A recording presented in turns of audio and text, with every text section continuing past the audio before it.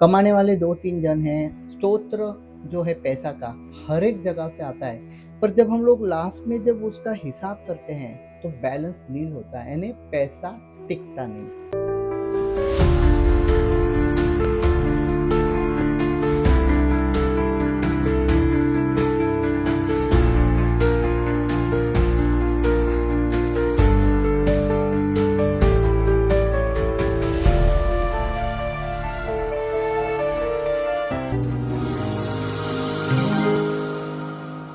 नमस्कार, प्रणाम, जय जिनेंद्र। लास्ट टाइम मैंने एक वीडियो बनाया था वास्तु और बीमारी, और तभी भी मैंने कहा था कि मैं एक नया वीडियो बनाऊंगा वास्तु और समृद्धि। ये जो वीडियो जिसने नहीं देखा है तो हमारे ऊपर दिए हुए आइकॉन पे जाइए, क्लिक कीजिए, शेयर कीजिए, सब्सक्राइब कीजिए, ताकि आपको वास्तु और बीमारी के बारे में वीडियो की जानकारी प्राप्त हो जाए। तो अभी हम लोग बात करते हैं वास्तु और पैसा। पैसा हर किसी को चाहिए। पैसा सब कुछ नहीं है, पर बहुत कुछ है। तो लोग पूछते हैं हमारे पास कि देखिए, ये जो वीडियो बनते हैं ये आप ही के प्रश्नों के उत्तर के सवालों के ऊपर हम जवाब दे रहे हैं। जो भगत हमारे पास सवाल लेके आते हैं, फिर हम लोग सोचते कि नहीं यार, इससे ऊपर हम लोग वीडियो बनाएंगे तो ज़्यादा से ज़्यादा लोगों को जानकारी प्राप्त हो। तो लोगों का एक कॉमन प्रश्न होता है कि सर, हमारे घर में पैसा बहुत आता है, कमाने वाले 2-3 जन हैं। स्तोत्र जो है पैसा का हर एक जगह से आता है, पर जब हम लोग लास्ट में जब उसका हिसाब करते हैं तो बैलेंस नील होता है, यानी पैसा टिकता नहीं। यानी सवाल क्या है? पैसा आता है पर टिकता नहीं। तो इसमें क्या करना चाहिए? तो इस बारे में हम लोग पहले तो प्रैक्टिकली बात करेंगे और फिर वास्तु के बारे में बात करेंगे। तो देखिए, प्रैक्टिकली देखा जाए तो आज का जो युग है ये दिखावे का युग है, शो ऑफ का ज़माना है। तो लोगों के पास पैसा आता है तो जब उसके पास मार होती है तो बोलता नहीं, मुझे उससे बड़ी गाड़ी लेनी है, या फिर दूसरी अच्छी गाड़ी तो बोले मुझे जैगवार लेना है। यानी अपेक्षाएं बढ़ती है कि नहीं, मुझे लोगों को दिखाना है कि मेरे पास बहुत पैसा है। और ऐसा देखा देखी में अपने इनकम सोर्स से ज़्यादा वो खर्चा करते हैं, यानी लोन लेते हैं, और लोन चुकाने में उनकी सारी ज़िंदगी बीत जाती है। सिर्फ कार का ही उदाहरण नहीं होता है, घर का है, लग्जरियस आइटम है, पार्टीज है, खर्चे हैं। हर एक में आदमी शो ऑफ करने जाता है, तब उसका जो फाइनेंशियल जो स्टेटस है वो बिगड़ जाता है। तो ये तो हो गई प्रैक्टिकली बात। अभी आज हम मोस्टली बात करेंगे कि वास्तु और पैसा।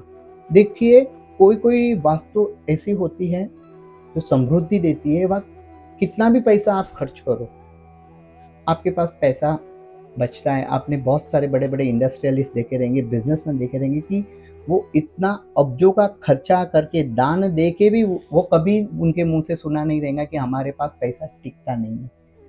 तो पैसा टिकाने के लिए वास्तु में ऐसा क्या करें? तो देखिए, जब आप कोई नया वास्तु लेते हैं, मैं नए वास्तु की बात कर रहा हूँ, कि जिस वास्तु में पूर्व दिशा और उत्तर दिशा खुली होती है। उत्तर दिशा तो पूरी कुबेर द्वार है, और पूर्व दिशा जो है ये सूर्य देवता की है, पॉजिटिव एनर्जी की दिशा है। जब ये दो दिशाओं का संगम जिस वास्तु में होता है, वहाँ पैसे की कभी कमी नहीं होती है। अभी बात आती है कि जिनके ऑलरेडी घर है, जिस घर में रह रहे हैं और ये प्रॉब्लम फेस करेगी, पैसा टिक रहा नहीं है, तो उस बारे में हम लोग बात करेंगे कि वास्तु को सिंपल रेमेडी से लक्ष्मी जी को आपको आबद्ध करना है। तो सबसे पहले जो रेमेडी आती है वास्तु में, कि आपको सुबह श्री सूक्तम या लक्ष्मी अष्टकम स्तोत्र का जाप करना है, या फिर सुनना है। ऑडियो पे सुनना है, वीडियो पे भी सुन सकते हैं, मोबाइल पे भी सुन सकते हैं। लक्ष्मी जी का मंत्र भी आता है, ओम श्री लक्ष्मीभ्यो नमः, वो भी कर सकते हैं। या फिर शुक्रवार के दिन लक्ष्मी मंदिर जाके कोई सफ़ेद चीज़, सफ़ेद फूल है, सफ़ेद पेड़े हैं, उसका भोग लगा सकते हैं। देखिए, ये सब करने से मैं ऐसा नहीं बोलता हूँ कि पैसा आएगा, कोई चमत्कार घड़ेगा या फिर छप्पर फाड़ के पैसा आएगा। ये सब करने से आपका माइंड डाइवर्ट होगा पैसे कमाने के प्रति, और पैसे खर्चने के प्रति आप में वो बुद्धि आती है।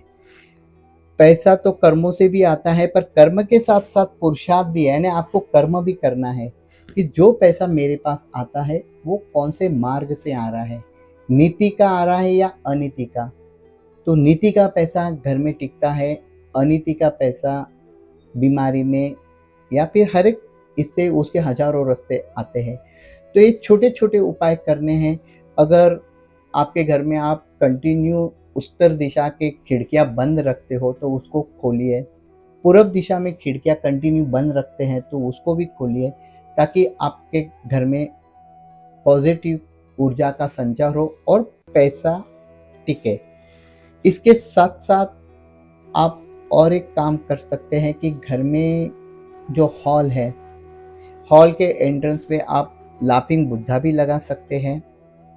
घर में स्त्री यंत्र स्थापन करना, वो भी बहुत अच्छा उपाय है।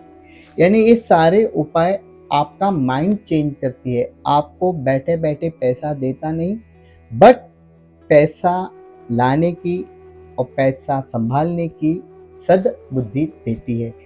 इसलिए कहते हैं कि पुरुषार्थ ज़रूरी है, कर्म तो है ही, पुरुषार्थ और कर्म दोनों साथ-साथ चलते हैं। तो ये जो पैसे के मामले में बहुत सारे उपाय हैं, पर इतने सारे उपाय करने की ज़रूरत नहीं। सबसे पहले तो हमें माइंड सेट करना है कि मेरे घर में 100 रुपए आ रहे हैं, तो मुझे 80 ही खर्चने हैं और 20 रुपया सेविंग करना है। जब ये माइंडसेट आपके घर में होगा तो आप कोई भी ज्योतिष के पास जाके ये सवाल नहीं पूछेंगे कि मेरे घर में पैसा आता है पर टिकता नहीं। तो सिंपल उपाय है, saving is the best way जो आपका बैंक बैलेंस बढ़ाती है। आशा करता हूँ ऐसे ही ज्ञानवर्धक वीडियो हम आपके सामने लाते रहेंगे। हमारे जो वीडियो है आप इसको शेयर कीजिए, लाइक कीजिए, सब्सक्राइब कीजिए, ताकि ज़्यादा से ज़्यादा लोगों को सही इन्फॉर्मेशन मिले। जय जिनेंद्र, थैंक यू, धन्यवाद।